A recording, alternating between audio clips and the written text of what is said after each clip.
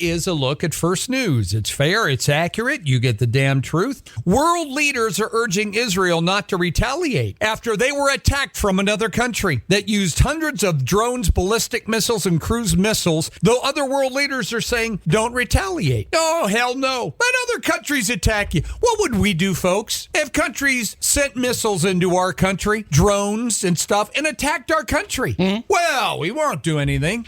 Don't retaliate. Don't retaliate. French President Emmanuel Macron said Paris is going to try to convince Israel that we must not respond by escalating. The Iranian attack on Saturday, less than 2 weeks after the Israeli strike on one of the two Iranian generals that helped put together the terrorist attack on Israel that Hamas conducted on October 7th, went in, killed 1,200 women, children, men, brutalized them, tortured them, took one of the guys responsible for it out. So Iran attacks their country. Iran-based missiles are the ones that were fired into Israel over the weekend. Israel said 99% of all the drones and missiles were intercepted and shot down. The Israeli military has renewed warnings, too, for the Palestinians in Gaza. Don't return yet. People appear to be heeding the warning finally after Netanyahu and the Israeli army said they are going into certain areas to wipe out Hamas, remove them, period. Hamas, of course, is trying to encourage people to flow back into the regions that Israel wants to attack. That's how terrorists work. They want innocent people there to protect them while they do their little strategic attacks. Joe Biden is going to host Iraq's leader this week for talks as tensions across the Middle East have soared since Joe Biden has become president. The sharp rise in security fears has raised further questions about our 20-year presence in Iraq. We have military bases there. Iranian proxies there have launched attacks against our military bases in that region, folks. Yeah, Iran's even attacked us,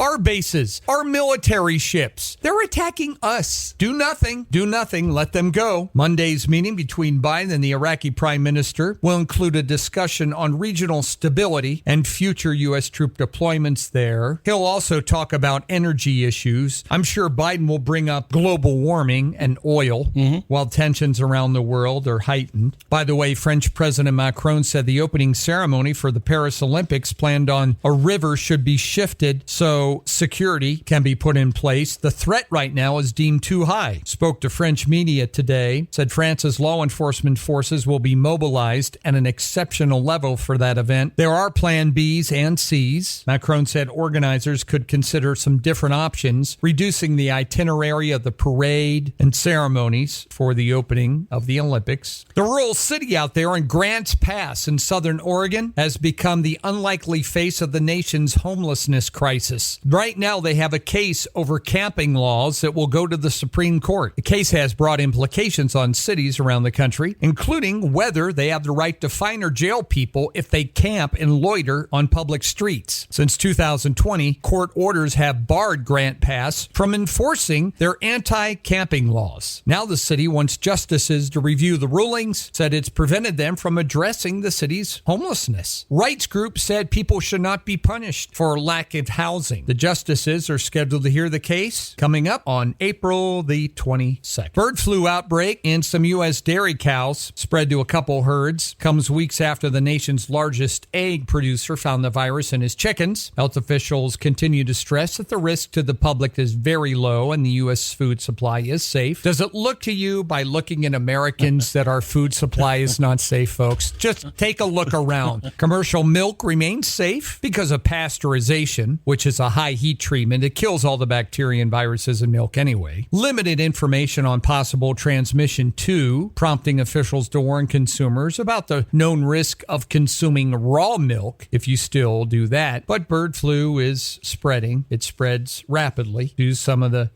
chicken houses around the country. Numbers released last month by the U.S. Census Bureau offered a detailed look at where international migrants moved to in the United States last year. International migrants were attracted to the largest cities in the U.S. They often blended population losses from the local locals that are moving out because of things like taxes and crime. And then the migrants are moving in to those cities. They've been using these census figures for years. The CDC likes to use them to see where they have things like measles outbreaks, whooping cough, things like that. A movie weapons supervisor facing possible sentencing of up to 18 months in prison in the fatal shooting of a cinematographer by Alec Baldwin on the set of that Western film Rust. Movie armorer Hannah Gutierrez-Reed has been incarcerated at a county jail ahead of the scheduled sentencing hearing today on involuntary manslaughter. 2-week trial was a prelude to the proceedings that will take place against Alec Baldwin, who has pleaded not guilty. He's not in jail. He's been free ever since it happened, and he has involuntary manslaughter charges facing him for the death of Helena Hutchins. He's scheduled for trial in July at a courthouse in Santa Fe. How many years ago was that shooting? Well, it's been a few.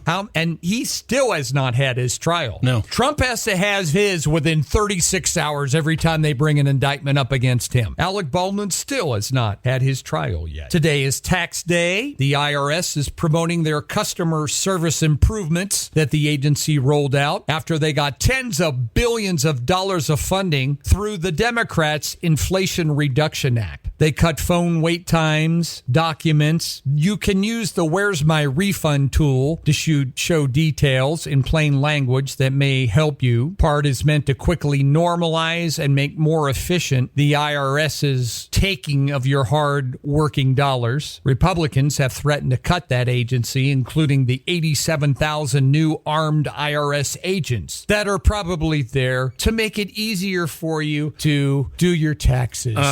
Less stressful. That's why they've added those agents, Mark. Drinks promoting and offering mental or physical benefits beyond hydration are growing in popularity now around the world and country. Hundreds of companies have jumped into this functional beverage market, hoping to get some buzz with these trendy ingredients. These adaptogens are one of the largest categories. They're plants and mushrooms that may help your body respond to stress, anxiety, fatigue, or enhance feelings of well-being. Examples include things like ginseng and chaga. But what does the science say? The Cleveland Clinic said these adaptogens are known to trigger chemical reactions that can return the body to a more balanced state. Studies show the body can build then a resistance to them. Your body will automatically fight these foreign things that you put in your body anyway.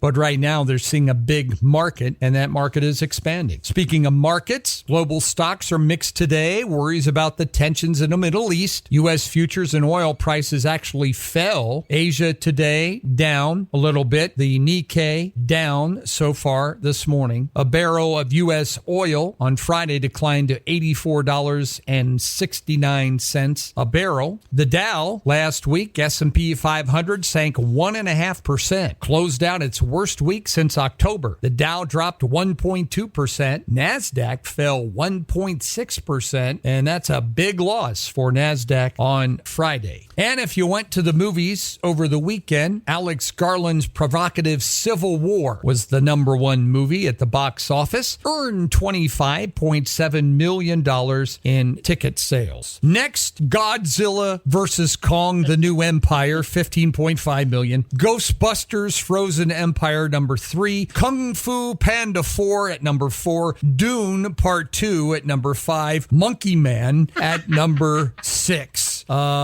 Even Shrek 2, they re-released that, I guess. That was #9 over the weekend. So that's how the box offices did if you went to watch the movies and not the master. In sports, got to meet the new Kentucky men's basketball coach yesterday. Mark Pope stood on a podium in front of a sold-out crowd. As near as I can tell, he was the event people had to buy tickets for to meet the new coach. He said, I understand the assignment. We are here to win banners. As we go through this journey, we're going to win banners in Nashville at the SEC tournament, and then you guys turn out in Nashville like nobody else, and that matters. And we're going to win banners in the Final Four, and then we're going to win national championship. Well, he's pretty confident, isn't he? Well, he said that's the job. Yep. In Kentucky, that's the job. Oh, yeah. And if you don't do it, you're not going to be there 5 years. Nope. Going to hit 70 degrees again today. 50% chance of rain. The morning showers today went north of us. Tomorrow, 65. Wednesday, things changed a little bit. Going to cool off back down into the 40s. 50% chance of rain on Wednesday. Wednesday, 40-mile-an-hour winds, and then freezing temperatures for a couple nights in a row there till we warm up again over the weekend. 56 out there right now, cloudy, 641, and that's what's happening. Mark and Paul here together. Thanks for tuning into The Cat.